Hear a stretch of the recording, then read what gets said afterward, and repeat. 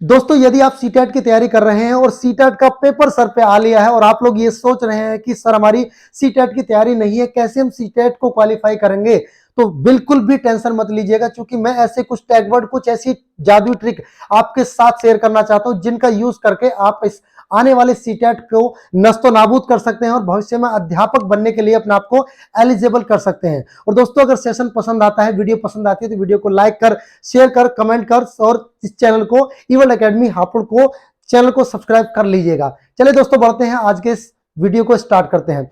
मैंने आपके सामने लिखा है बिना तैयारी सीटेट पास करने की जादुई ट्रिक। वो जादुई ट्रिक क्या है? कुछ सीटेट जो पेपर कराते हैं, सेंट्रल गवर्नमेंट जो एग्जाम कराती है, वो कुछ ना कुछ कमी छोड़ती है और हमें अगर सामने वाले को पस्त करना है, उसको हराना है, तो उसकी कमियों को पहचानना होगा। कुछ ऐसी कमियों को आपके साथ में शेयर करूंगा सीटेट वालों की, जिनको मैंने पकड़ा और पकड़ने के बाद पहले ही अटेम्प्ट में बहुत सारे बच्चों ने मेरे पढ़ाने के बाद सीटेट को पहले अटेम्प्ट में पास किया और मैंने भी पहले अटेम्प्ट में पास किया था। ठीक है, चलिए दोस्तों बढ़ते हैं। 30 सेकंड में आंसर करेंगे आप लोग इस वीडियो को देखने के बाद। देखो भाई, अगर आप हिंदी के तरीके से पढ़ रहे हैं तो भी देखना और इंग्लिश के तरीके से पढ़ रहे हैं तो भी देखना। भाषा शिक्षण शास्त्र यानी लैंग्वेज पेडागोजी की मैं बात कर रहा हूं।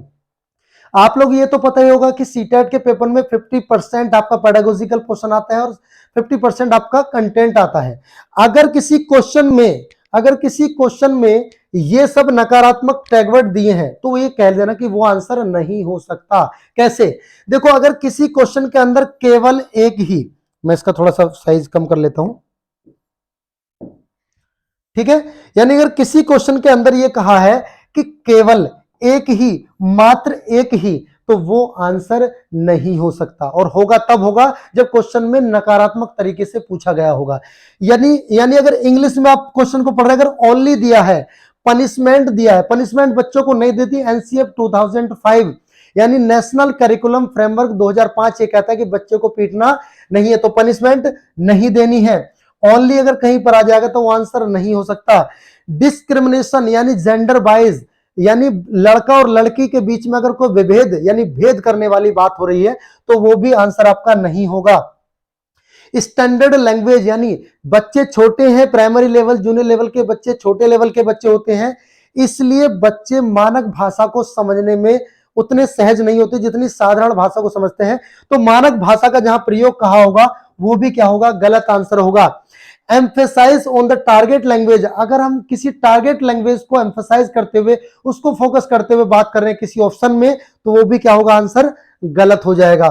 ठीक है, ये आंसर नहीं होंगे। टू स्कोर, अगर हम बच्चे के किसी ऑप्शन में ये कहा गया है कि बच्चे के स्कोर को बढ़ाना है, तो भी आंसर क्या होगा? गलत होगा। बच्चे को पास कराने की बात की जा रही है तो भी आंसर क्या होगा? गलत होगा। हिंदी में अगर मतलब दंडित करना है तो आंसर गलत होगा। भेदभाव आ जाए, आंसर गलत होगा। मानक भाषा का प्रयोग, आंसर गलत होगा। लक्ष्य भाषा पर जोर देना, आंसर गलत हो जाएगा। अंक के लिए बच्चे को पढ़ाना, आंसर गलत हो जाएगा। पास करने के लिए पढ़ाना, आंसर गलत हो जाएगा। ठीक है, इसका एक स्क्रीनशॉट ले लीजिएगा। यानी अगर ये आपके एग्जाम में आ जाते हैं तो आप लोगों को आंसर क्या करना है? गलत करना, कि ये आंसर नहीं हो सकता। आगे बढ़ते हैं, चलिए नेक्स्ट बढ़ते हैं। नेक्स्ट क्वेश्चन देखें। हिंदी शिक्षण शास्त्र में अगर किसी बच्चे को टू रोट, इंग्लिश में लिखा है टू रोट मतलब रटवाने की बात की जा रही है, तो भी आंसर क्या होगा? वो ऑप्शन गलत होगा। टू लर्न, याद करवाने की बात की जा रही है, तो भी आंसर गलत होगा। टू रिजेक्ट, अगर कोई बच्चा कोई आंसर दे रहा है और हमने कहा नहीं ये नहीं हो सकता, हमने बच्चे के आंसर को रिजेक्ट कर दिया, तो उसका मनोबल टूट जाएगा, उसको रिजेक्ट नहीं करना। बच्चे के गलत आंसर को भी आप स्वीकारो, उसको दोबारा भी सही करके बताओ। तो बच्चे का रोट कराने वाला आंसर गलत होगा, लर्न कराने वाला आंसर गलत होगा। रिजेक्शन नहीं करना है। बच्चों का तुलना एक दूसरे बच्चे से नहीं करनी है। मतलब अगर किसी में यह बात कही गई है कि सोनू मोनू से अच्छा है, तो मोनू के मन में सोनू के प्रति जेलसी आ जाएगी। कंपेयर नहीं करना है, तुलना नहीं करनी है। नेगलेक्ट, किसी बच्चा अगर तुमसे बच्चा कुछ पूछ रहा है, आप उसको अनदेखा नहीं करोगे। ठीक है, उसको नेगलेक्ट नहीं करोगे, इग्नोर नहीं करोगे। टू कॉपी, बच्चे से नकल करने के लिए कहना, हालांकि नकल करना बच्चे की राइटिंग स्किल को बेहतर बनाता है, लेकिन कॉपी करने के लिए कहना, यह कहीं हद तक आंसर क्या हो जाएगा? गलत हो जाएगा। ठीक है, मेमोराइज कराना, याद कराना, रटवाना ही कहते हैं इसको भी, यह भी आंसर आपका क्या हो जाएगा? गलत होगा। ठीक है, डीप एक्सप्लेनेशन, हालांकि डीप एक्सप्लेनेशन देना अच्छी बात होती है, लेकिन जब हम छोटे बच्चों की बात करें तो डीप एक्सप्लेनेशन को समझने की शक्ति उनके अंदर नहीं होती, इसलिए डीप एक्सप्लेनेशन आंसर गलत हो जाएगा। ठीक है, तो ये अगर कहीं पर आ जाता है, रटवाना आ जाए, याद करना आ जाए, अस्वीकार करना आ जाए, तुलना करना आ जाए, गलत हो जाएगा। उपेक्षा करना, अनदेखा करना, नकल करना, कंठस्थ कराना, गहन व्याख्यान, ये सब क्या हो जाएगा, गलत हो जाएगा। ये कुछ नकारात्मक कीवर्ड बता रहा हूं, अभी आपको कुछ पॉजिटिव ऐसे टैगवर्ड बताऊंगा जिनको आप देखते कह दोगे हाँ ये आंसर सही है, सर पक्का यही आंसर होगा, देखते रहो अभी।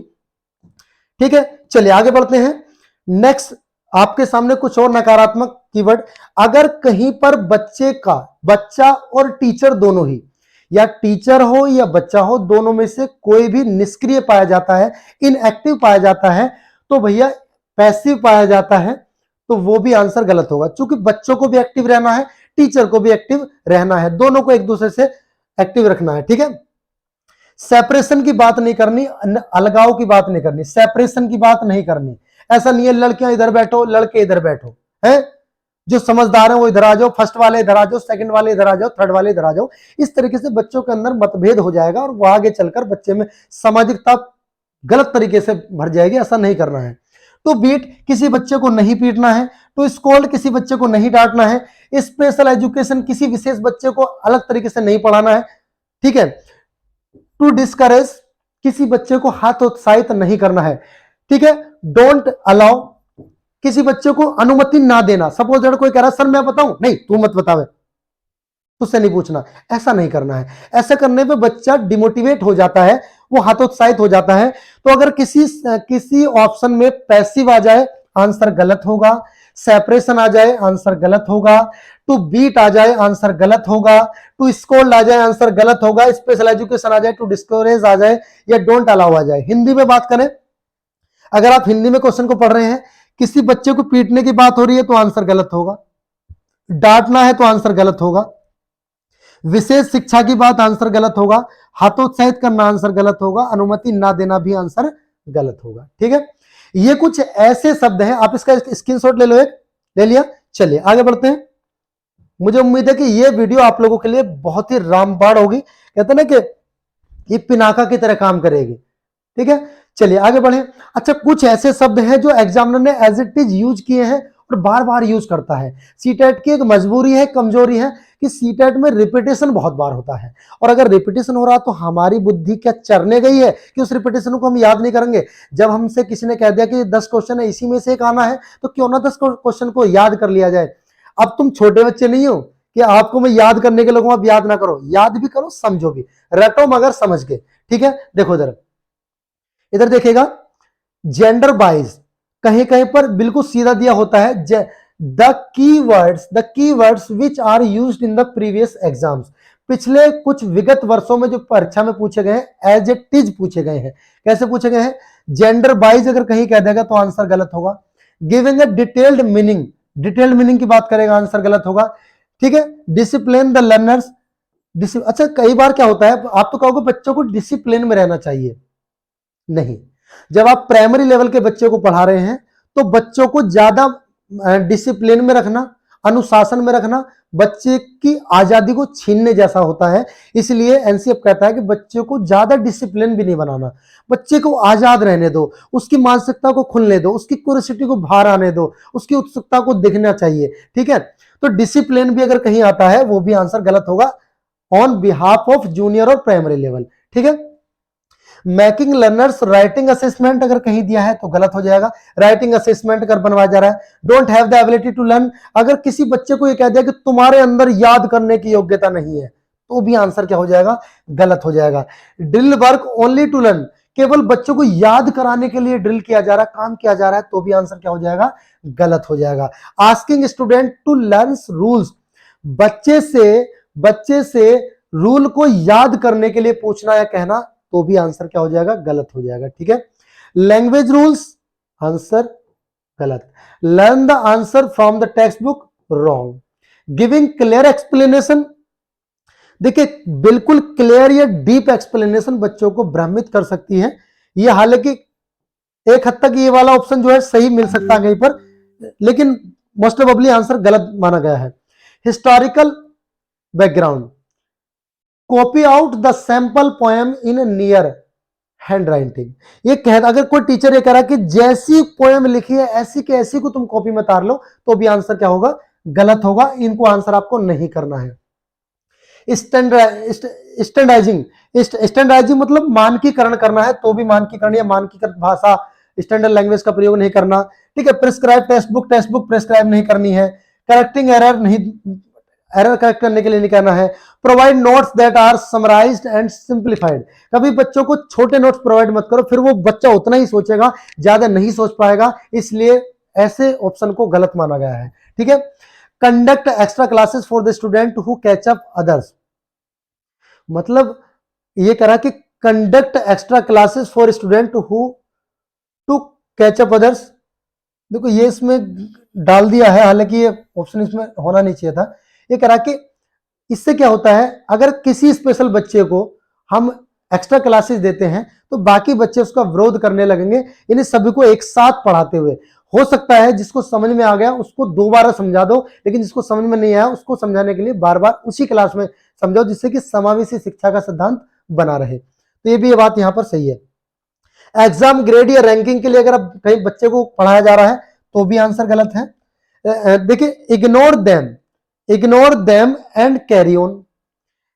अगर हम किसी बच्चे को इग्नोर कर रहे हैं और लगातार क्लास को जारी रख रहे हैं तो भी हम क्या करेंगे? आंसर गलत हो जाएगा, ये हमारा तरीका गलत होगा।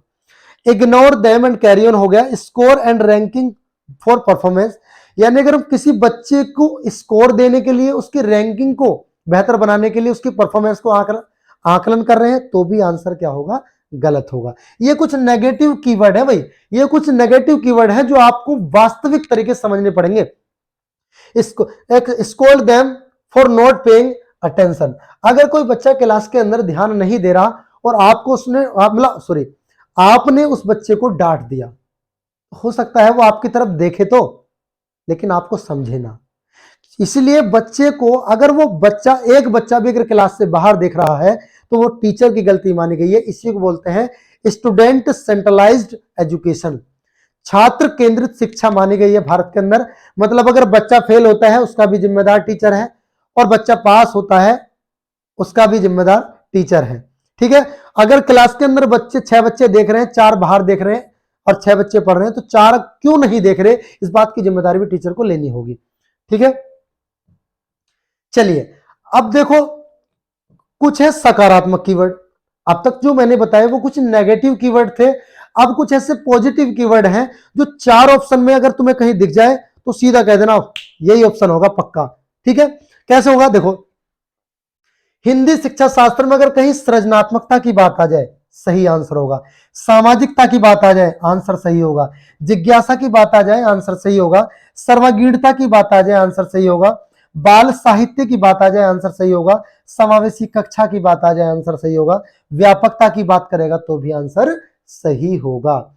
यही बात अगर आपसे इंग्लिश में पूछी जाए, if you are reading a question in English language, then you will have to follow this type of positive tag words. Creativity कहीं दिया है, क्रिएटिविटी करेक्ट आंसर होगा। सोशलिटी कहीं दिया है, क्यूरियोसिटी कहीं दिया है, और लाउंडनेस कहीं दिया है, या चिल्ड्रंस लिटरेचर कहीं दिया है, इंक्लूसिव क्लास या एजुकेशन की बात की गई है, या जनरलिटी की बात की गई है, तो भी आंसर सही होगा। आप इनका एक स्क्रीनशॉट ले लीजिएगा, फिर मैं बढ़ता हूं। ऐसे अगर कीवर्ड कहीं पर दिए हैं तो वो आंसर सही, ज्यादातर 90% सही होते हैं, 10% किसी केस में आंसर गलत हो सकते हैं। ठीक है। चलिए, भाषा शिक्षण शास्त्र, हिंदी शिक्षा शास्त्र में अगर सकारात्मक बिंदु प्रेरित करना किसी बच्चे को सही होता है, किसी बच्चे को बढ़ावा देना अगर दे दिया जाए किसी ऑप्शन में सही है, अवसर प्रदान करना बिल्कुल सही है, प्रोत्साहन देना बिल्कुल सही है, सक्रिय होना बिल्कुल सही है। ठीक है। इंग्लिश में बात करें तो किसी बच्चे को इंस्पायर्ड ऑनर मतलब इंस्पायर्ड करना, तो प्रमोट करना, प्रोवाइड अपॉर्चुनिटी प्रोवाइड करना, ये भी सही है। टू इनकरेज, किसी बच्चे को प्रोत्साहित करना, इनकरेज करना, ये भी सही है। टू बी एक्टिव, यानी आपका सक्रिय होना, ये भी सही है। ठीक है। अगर ऐसे ऑप्शन में कहीं पर दिया है तो वो 90% ऑप्शन करेक्ट होता है। अगर आपकी तैयारी अधूरी है तो आप आंख मीच कर उसमें ऑप्शन को क्लिक कर दीजिएगा। आपकी संभावना पास होने की ज्यादातर मिलेंगी। ठीक है, चलिए नेक्स्ट देखिए, कुछ ऐसे सीधे सीधे टैग वर्ड है क्रिएटिव, जो मतलब ये पॉजिटिव टैग वर्ड है, कुछ पॉजिटिव ग्रुप ऑफ वर्ड्स हैं जो आपका एग्जामिनर ने सीधे सीधे एग्जाम में पूछे थे प्रीवियस एग्जाम्स में। वो कौन से थे देखो, both teacher and student should be active. अगर कहीं पर टीचर और स्टूडेंट दोनों को एक्टिव की बात की जा रही है तो वो भी आंसर क्या होगा, सही होगा। ठीक है, एम्फसाइज ऑन कम्युनिटी, अगर समुदाय बनाने की बात हो रही है, सामाजिकता की बात होती है तो भी आंसर क्या होगा, सही। ये बिल्कुल ऐसे आपको देखने को मिलेंगे। डिस्कशन एट द फिजिकल और मेंटल और इंटेलेक्चुअल लेवल, फिजिकल मेंटल और इंटेलेक्चुअल लेवल पर डिस्कशन करना, इसको बोलते हैं जीडी राउंड, ग्रुप डिस्कशन, ये भी सही होगा। Experiment on functionalism and creativity, functionalism व्यवहारवाद और क्रिएटिविटी आपका सृजनात्मकता पर एक्सपेरिमेंट करना, यह भी क्या माना गया है, सही माना गया है। टॉक अबाउट प्रिंट मीडिया और प्रोजेक्शन, देखिए जैसे मैं आपको डिजिटल बोर्ड के माध्यम से पढ़ा रहा हूं, प्रिंट मीडिया के माध्यम किताब पढ़ाई जाती हैं, वो क्या होते हैं, बच्चों को समझाने में बहुत ज्यादा लाभकारी होते हैं। ठीक है, टॉक ऑफ इक्वालिटी, समानता की बात करनी है, समानता की कहीं पर बात हो तो भी बात बिल्कुल सही होगी। ठीक है, टॉक अबाउट प्रिंट मीडिया, ये भी तो सही है।